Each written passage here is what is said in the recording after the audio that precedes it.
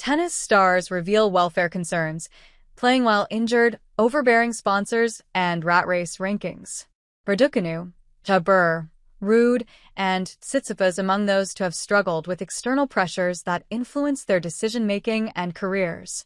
A little over 2 years ago, Emma Raducanu underwent 3 surgeries in just 10 days to fix issues in both wrists and one of her ankles.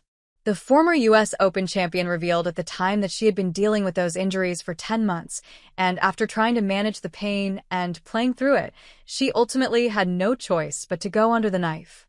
Raducanu later told the Sunday Times the pain in her wrists had escalated after Wimbledon 2022.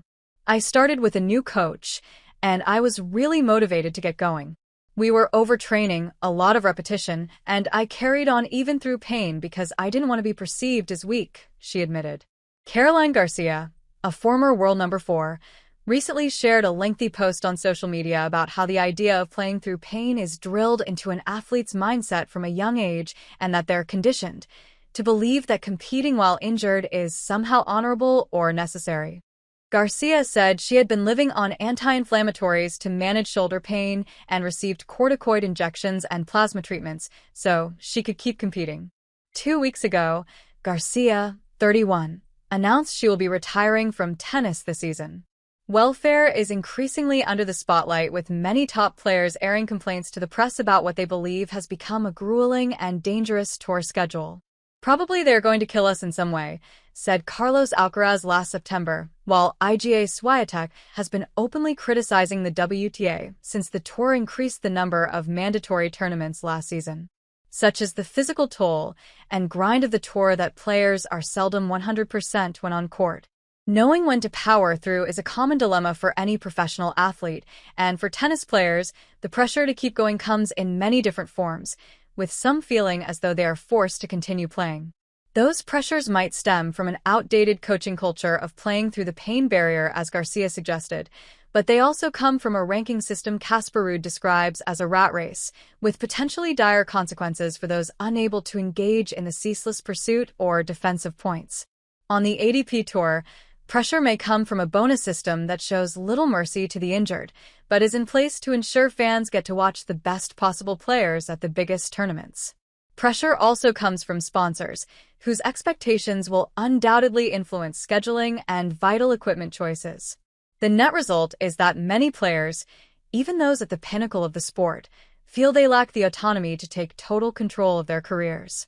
Raducanu told The National in Abu Dhabi last year that the pressure to keep playing before she eventually had her multiple surgeries came from various sources. "I chased tournaments, I chased a bit too much points, and I think this year I'm just taking my time in between, really just not chasing tournament to tournament, running around," she said.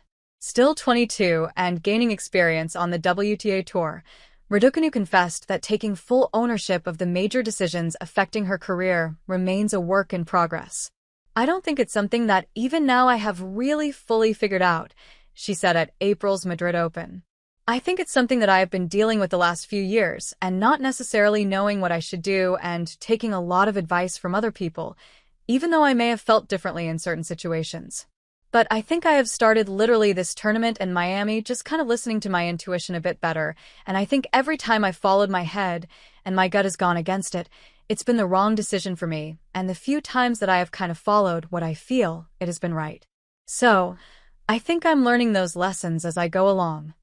Tunisia's Ons Jabeur has wrestled with similar quandaries and finally decided to follow her gut when she pulled out of last year's U.S. Open to repair her injured shoulder. She pulled the plug on her season in August and returned to action the following January. "That decision came very late because I was suffering with my shoulder a lot. I couldn't play. It was affecting my game. It was affecting my confidence. Yeah, pushing through injury, I've been doing that my whole life," Jabeur told reporters at Roland Garros last week. "We have a lot of guilt inside us, saying we're not doing enough or it's not enough.